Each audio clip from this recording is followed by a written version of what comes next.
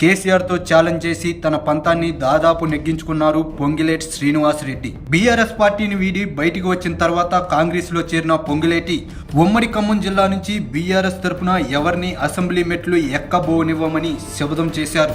ఎంతో ఆవేశంగా నాటి సీఎంతో చేసిన సవాల్ మేరకు ఆయన తన పంతాన్ని దాదాపు నెగ్గించుకుని సొంత జిల్లాలో సత్తా చాటుకోవడం విశేషం.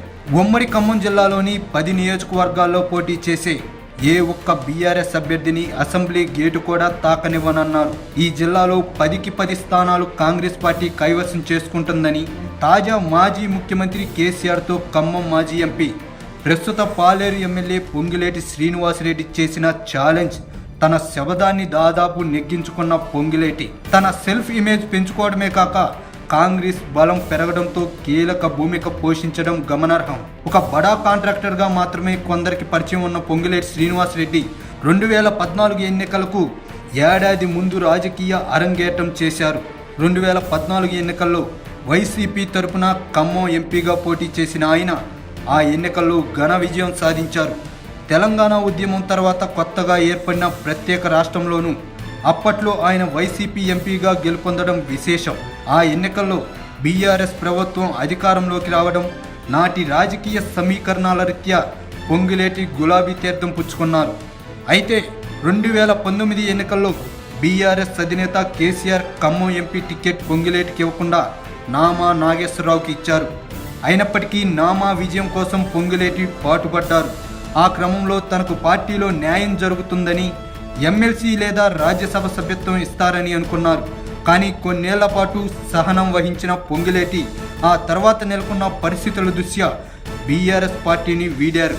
తొలుత భారతీయ జనతా పార్టీలోకి వెళ్లాలని ప్రయత్నాలు చేసిన పొంగిలేటి తన అభిమానుల అభ్యర్థన మేరకు కాంగ్రెస్ తీర్థం పుచ్చుకున్నారు. పొంగిలేటి శ్రీనివాసరెడ్డి కాంగ్రెస్ పార్టీలో కీలక పాత్ర పోషించారు. ఖమ్మంలో భారీ బహిరంగ సభ ఏర్పాటు చేసి కాంగ్రెస్ అగ్రనేత రాహుల్ గాంధీ సైతం రప్పించి ఆయన సమక్షంలోనే కాంగ్రెస్ గూటికి చేరారు. కాంగ్రెస్ పార్టీ సైతం ఆయన్ను సముచిత ప్రాధాన్యత ఇచ్చింది.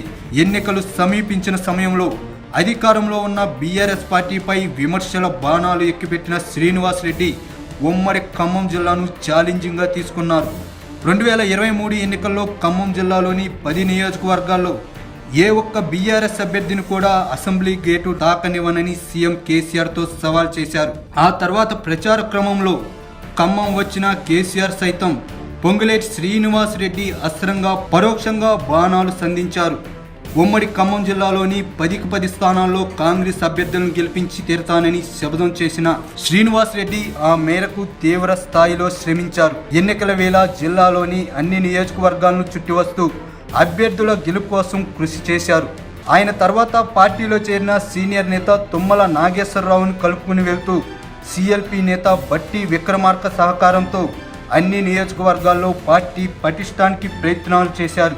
ఈ ఫలితంగానే ఉమ్మడి ఖమ్మం జిల్లాలోని 10 నియోజకవర్గాల్లో 9 స్థానాలను కాంగ్రెస్ కూటమి అభ్యర్థులు కైవసం చేసుకోగలిగారు. టికెట్ల కేటాయింపు దగ్గర నుంచి జిల్లాలో తన హవా కొనసాగించిన పొంగిలేటి ప్రచార పర్వంలోనూ అదే దూకుడు కొనసాగించారు. కాంగ్రెస్ ముఖ్య నేతలతో సమన్వయం చేసుకుంటూ ఉమ్మడి ఖమ్మం జిల్లా 10 అసెంబ్లీ నియోజకవర్గాల పరిధిలో 8 స్థానాల్లో కాంగ్రెస్ మిత్రపక్షమైన సిపిఐని 1 స్థానంలో గెలిపించుకోగలిగారు. అశ్వరావుపేట, సత్తుపల్లి, ఖమ్మం, మదిర, ఇల్లందు సిపిఐ పోటీ చేసిన కొత్తగూడెం, పాలేరు, వైరా, పినపాకలో కాంగ్రెస్ కూటమి గెలుపుకు దోహదపడ్డారు. ఒక్క భద్రాచలం మాత్రమే బీఆర్ఎస్ ఖాతాలో చేరడం గమనార్హం. ఆ క్రమంలో పొంగిలేటి శ్రీనివాసరెడ్డి తెలంగాణ కేబినెట్లో కీలక బాధ్యతలు నిర్వహిస్తారన్న ప్రచారం జోరుగా సాగుతోంది.